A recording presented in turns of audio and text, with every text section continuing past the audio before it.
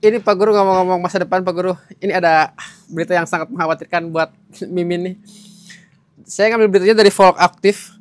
Kementerian Kesehatan telah mengeluarkan surat edaran untuk meningkatkan kesadaran tentang penyebaran COVID-19 di Indonesia. Menyusul peningkatan kasus di beberapa negara Asia, varian COVID-19 yang dominan saat ini menyebar ada di Thailand, Singapura.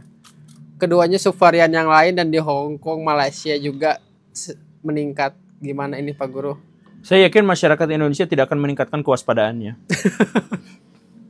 Kenapa? Ya dulu aja kita nggak waspada gitu. Dulu tuh dari setiap 10 orang yang kena COVID, 1 orang yang lapor, yang 9 tidak mau lapor. Aja. Ya karena ada korupsi di dinas di kesehatan gitu ya, ada apa dan sebagainya. Tapi sebagian besar di masyarakat Indonesia tuh mengabaikan. Baiklah da ieu mah biasa, flu biasa gitu kan ya kayak gitu. Nah, tapi kalau COVID itu saya sudah jelaskan di video terdahulu, episode 700 apa 600 sekian gitu. Bahwa COVID itu nggak akan selesai sekarang, bahwa akan ada pandemi lagi, epidemi atau ya endemi sebelum tahun 2030. Itu wabah penyakit itu akan ada lagi. Karena alasan-alasan yang sudah saya jelaskan di video itu. Nah, jadi saya tidak kaget dengan berita ini karena memang secara perhitungan sains itu pasti akan ada lagi gitu. Cuman ya memang di satu sisi juga kita memang tidak harus sangat khawatir gitu. Karena virus COVID itu adalah virus yang sedang menyesuaikan diri agar dia bisa diterima oleh tubuh manusia dan sistem imun tubuh manusia gitu. Sedang dalam OTW ke sana. Jadi kedepannya mungkin akan memunculkan banyak sekali varian-varian, tapi varian-varian itu akan semakin dalam tanda kutip bersahabat dengan tubuh manusia gitu. Tapi ya silahkan waspada, silahkan jaga jarak, pakai masker lagi. Saya pakai masker alami.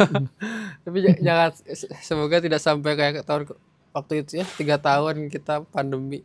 Iya, yang lebih buruknya itu kan menyerang ekonomi dan banyak teman-teman saya yang secara ekonomi belum pulih lagi. Betul, termasuk saya. Oh gitu, dipecat. Tapi kan sekarang udah dapet. Iya. Pak Guru, ini ada yang masuk ke Saweria Gembulikum. Dari namanya sih dari telur kucing ya. Ada yang bertanya nih. Telur kucing? Iya, nickname-nya. Assalamualaikum Pak Guru. Ingin bertanya, jika Arab Saudi kaya, mengapa ibadah haji harus tetap bayar dan tidak digratiskan saja? Oh iya, terima kasih banyak. Terima kasih atas sawerianya. Pertama, bayar itu lebih bagus daripada tidak membayar. Oh, kalau nggak bayar, orang-orang aneh masuk ya datang. Kalau tidak membayar, jumlahnya membeludak, tidak teratur, dan kemudian ada kerusuhan yang luar biasa. Coba misalkan kalau konser musik, yang bikin rusuh tuh yang bayar atau yang tidak bayar? Yang tidak bayar. Yang tidak bayar. Yang kayak tidak gitu. Bayar. Jadi yang gratisan, yang levelnya ya pengen cari keuntungan tanpa effort yang besar, itu mentalnya kurang baik. Jadi memang harus bayar. Itu yang pertama.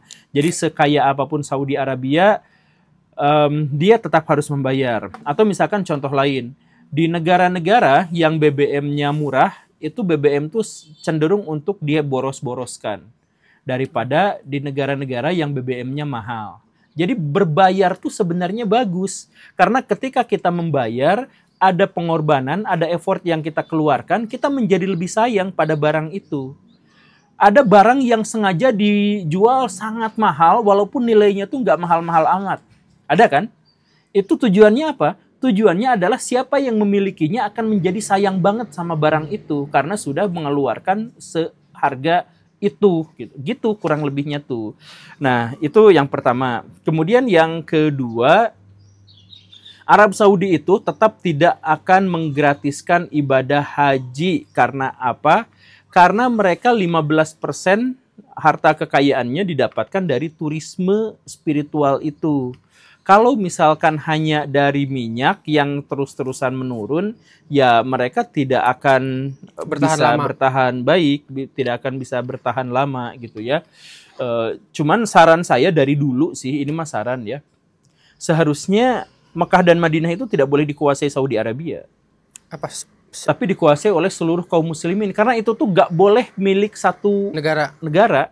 Sejak zaman dulu itu milik kekhalifahan. Siapa yang jadi khalifah, maka dia yang berkuasa di situ. Khalifah itu yang menyangkut seluruh bangsa, gitu. Seharusnya itu begitu. Jadi harusnya Makkah dan Madinah itu diserahkan kepada Dewan Pimpinan Muslim Internasional, misalkan, yang Vatikan seperti gitu? itu. Iya, harusnya gitu. Karena itu adalah wilayah spiritual, tidak boleh diklaim oleh satu negara tertentu, gitu. Jadi orang Saudi Arabia kalau bisa dinajat aja. Dan yang ngurusnya tidak boleh orang Saud. Kan itu keluarga Saud kan. Kerajaan. Dalam tradisi Islam itu harus diserahkan kepada orang Quraisy. Kenapa ini malah dikasih sama orang Saud? Tapi ya intinya memang tidak boleh dikomersilkan ibadah haji itu, tapi harus ada harganya. Begitu. Dan sekaya apapun Saudi Arabia, dia tetap harus bayar. Nah, tapi di Indonesia emang mahal. Indonesia berapa sih haji sekarang? 40 jutaan ya? Iya, 40 sekian jutaan. Oh itu mah umroh deh yang 40 juta, coba cek dulu ya. Coba cek. 55 juta untuk yang reguler. 55 juta. Dan waktu tunggunya sekarang makin bertambah. Tuh. 55 jutaan. Bayar 55 juta aja, waktu tunggunya masih sebegitu lamanya, apalagi kalau Puluhan gratis. tahun, iya. 30 Saya juga masuk antrian, ditawarin yang aneh-aneh dengan iya, yang 200 ada. juta ada. Haji langsung berangkat Pak Guru 200 juta. Aduh, ya berarti itu sudah masuk. Dan tapi haji kemarin kan sempat ada obrolan juga bahwa oke lah haji yang langsung berangkat itu 200 juta. Nah, tidak ada ambang atasnya itu teh Pak Guru. Oh gitu? Iya, sempat di DPR juga sempat dirapatkan bahwa ini teh harusnya ada ambang atasnya, jadi dari minimal 200 juta sampai ada MM-an itu untuk berangkat teh. Ya karena paket-paketan gitu ya, paket di hotel ini, paket gitu. plus datang ke Tarim, ya karena itulah. Iya. Tapi emang kalau ngomong-ngomong berbayar sih masuk akal Pak Guru, karena kan kita setiap bulan bikin rutin siariung ya. Dari tiga edisi, satu itu berbayar duluan. Nah, orang tuh lebih banyak yang datang, jadi karena dia bayar duluan, iya. Toh pada akhirnya uangnya dikembalikan, Lebih banyak datang dibanding yang nggak berbayar, hanya registrasi, karena orang gratis regis pada hari H nggak datang. Iya, ya kayak gitu. Barangnya bulan depan ada siariung lagi ya, asal rutin kita rutinkan Pak Guru. Dan itu Rahmat mau collab lagi sana. Seneng kemarin dia sama Iya, dia ngerasa kayak ini Pak Guru, katanya kayak Kenduri. kayak keduri cinta ala Bandung. Oh. Tapi emang kemarin enak banget sih jadi. Ya sudahlah. Gitulah. Ini terakhir Pak Guru untuk hari ini. Ada sebuah video yang sangat miris di dunia pendidikan. Pia imut di kamera pasti ada. Waduh. Diduga kalah saing gitu anak SD. Kalau saingnya? Ya kalah saing cantik, Alah, kalah saing separuhnya. pergaulan. Udah kasihan deh. Dibully. Iya, diduga kalah saing. Bahkan ada satu berita yang cukup miris juga Pak Guru di ini saya bacakan beritanya ya. Siswa SD kelas 2 dipukuli kakak kelas di Riau, dibully karena beda agama. Oh iya, yang itu sampai meninggal ya itu mah ya. Iya, meninggal dipukuli oleh 5 orang kakak kelasnya. Karena gara-gara beda agama dan beda ras. Iya, jadi saya udah baca itu. Jadi yang dibulinya tuh gara-gara beda agama karena dia tuh Kristen ya kalau nggak salah. Iya. Jadi yang dibulinya tuh orang Kristen, yang ngebulinya tuh ateis. Jadi beda agama. Jadi yang ateis tuh ngebully yang anti Tuhan, bahkan bukan ateis lagi, anti teis gitu. Ya di sini sih keterangannya karena berbeda agama dan suku. Ya jadi dia tuh suka dipoyokin suku gitu, meren Batak gitu, sampai kafir ya meren gitulah. Nah kan ya mungkin dipukul sampai akhirnya meninggal tuh kan apa namanya, akumulasi dari dia, katanya sepedanya sering dibocorin, iya, dan lain-lain. Tapi kan bully mah dari dulu ada ya. Iya, bully itu lahir dari korban bulian. Jadi anak yang suka ngebully itu gini nih. Kan saya tuh sering bilang, kalau dirimu traktir orang, terus orang yang ditraktir tuh bilang makasih, kita tuh seneng. Dan kita tuh kalau nyakitin orang, terus orang yang kita sakiti tuh sedih, nangis gitu. Seneng juga. Kita tuh sedih juga gitu. Iya kan? Jadi jadi nggak enak gitu. Jadi manusia itu karakteristiknya seperti itu. Jadi kalau misalkan ada orang yang ngebully, pas orang lain sedih, pas orang lain digebukin, terus sakit, malah ketawa-ketawa dan menikmati itu, berarti sebenarnya dia tuh mentalnya terganggu, dan salah satu indikasinya adalah karena dia sendiri korban dari bulian itu Di masa lalu. di masa lalu. Jadi dia pengen balas dendam, tapi balas dendamnya itu adalah kepada pihak manapun yang bisa menerima itu, biasanya pada orang yang lebih lemah. Tapi deh kalau misalkan ngomongin bulian sekolah Pak Guru, apakah ini perbandingan yang kayaknya dua-duanya juga nggak ada yang lebih bagus. Satu lawan banyakan atau satu lawan satu? Udah satu lawan satu nih. Yang dibully sama yang bully, tapi satu lawan satu gitu. Itu better nggak? Soalnya dulu saya sekolah gitu Pak Guru, di Pasar Kosambi tuh biasanya orang yang ngebully atau yang berani udah daripada rame-rame udah satu lawan satu kita ke pasar, kita duel berdua gitu. Ya sebenarnya ya kalau misalkan hitungannya hanya dua, mana yang lebih baik gitu, yang gitu memang lebih baik. Kalau misalkan nggak ada pilihan lain gitu. Bahkan itu tuh pernah jadi hukum dan pernah jadi undang-undang di beberapa wilayah di dunia. Bahkan ada yang sampai sekarang masih gitu. Hukum seperti apa ininya? Jadi misalkan bentuknya kianya, ada dua orang punya masalah, daripada merembet ke yang lain, duel adu tembak sampai salah satunya mati. Itu ada di Amerika Latin, saya lupa wilayahnya. Masih ada yang seperti itu. Oh, kalau di Makassar kalau Kalau di Makassar tusuk-tusukan dalam satu sarung. Ya. Perang sarung. Ya, atau kalau misalkan di Madura carok gitu. Carok itu kan satu lawan satu gitu. Bacok-bacokan. Nah, jadi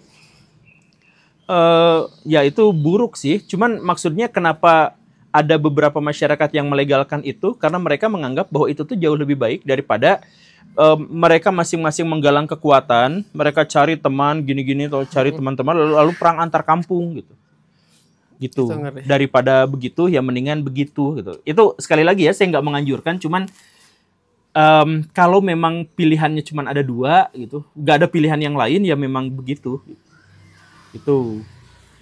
Terus kalau soal bulian, aduh saya nggak tega, Gini deh. Nah, saya bingung mau gini ngomong apa deh. Pak Guru pada saat sekolah termasuk orang yang netral biasa aja atau termasuk yang dibully atau yang ngebully? Saya pernah dibully gara-gara jujur.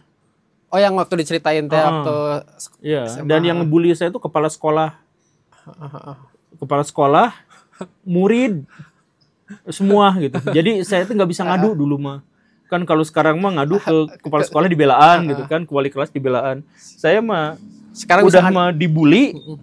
Yang ngebully saya tuh ngelaporin saya ke kepala sekolah. Saya dibully juga sama kepala sekolah gara-gara saya tidak mau nyontek pas Eptanas. Dan sekarang dulu mah nggak bisa ngadu ke sosmed ya. Nggak bisa ngadu ke sosmed. Sekarang mah. Ya tapi alhamdulillah nggak apa-apa. Itu teman-teman saya yang dulu ngeroyok saya, ngebully saya, mereka dibully oleh kehidupan.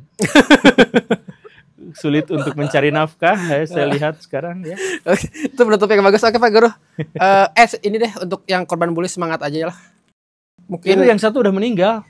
Untuk yang lain itu. Dia udah meninggal ya udah gak bisa disemangatin lagi. Buat yang korban bullying, saya korban bullying dan saya akhirnya bisa hidup lebih baik dan mentertawakan mereka yang membuli saya, dan ada banyak cerita di luar sana yang seperti itu. Jadi keep fighting, keep ya.